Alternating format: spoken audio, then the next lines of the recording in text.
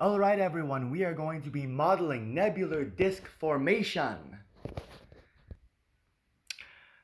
So this is the lab we will be using. It is a hands-on lab in our textbook on page 69.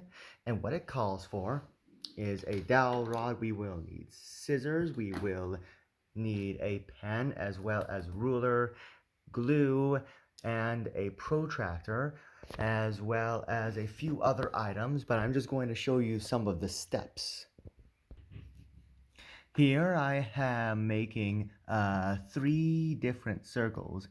This one is 3 centimeters, this one is 3 centimeters, and this one is 4 centimeters.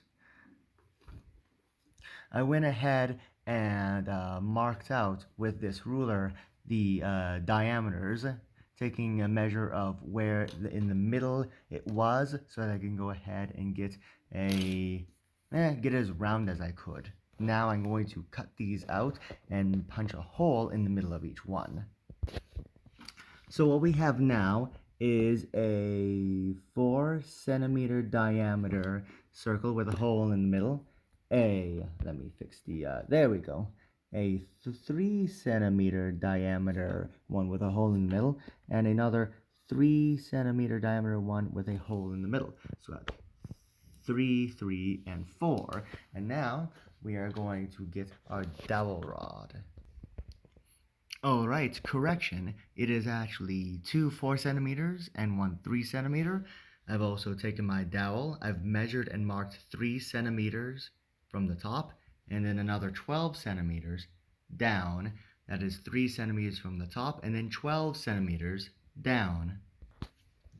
Now what we're going to need is 8 strips of thick paper, and I went ahead and marked out each one of these. Each one is 30 centimeters in length and 1.25 in width, and there are 8 of them. 1, 2, 3, 4, 5, 6, 7, 8. Go ahead and cut all of these out. Alright, we have them all cut out, and now we're going to evenly space them around one of the 4 centimeters and glue them down.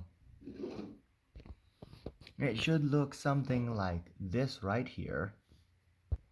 Alright, I added some tape for some extra insurance. So what we are going to do now is put this over the dowel rod.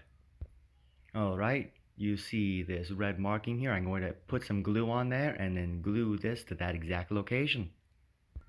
Alright, you can see the glue there. I'm going to slide this right over to where the glue is. There we go. A little spin so that the glue gets in there. There we go. So now that we have this right here, we're going to put the second circle right at this, the 3 centimeter right at this other red part, this red marking. And now we have the second little thing right there glued 12 centimeters below this one. This one's 3 centimeters below, this one is 12 centimeters below. Now we're going to add the last 4 centimeter circle, and we're not going to glue it down, we're just going to add it right down here and then glue all these ends to it.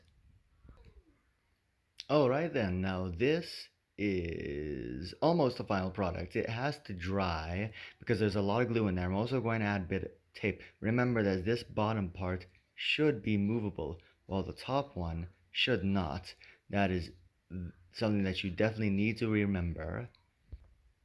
Now this is still not done drying at the moment, but what I want you to do is when it's done drying, grip it by the bottom and spin it in alternating directions, and I want you to describe what happens.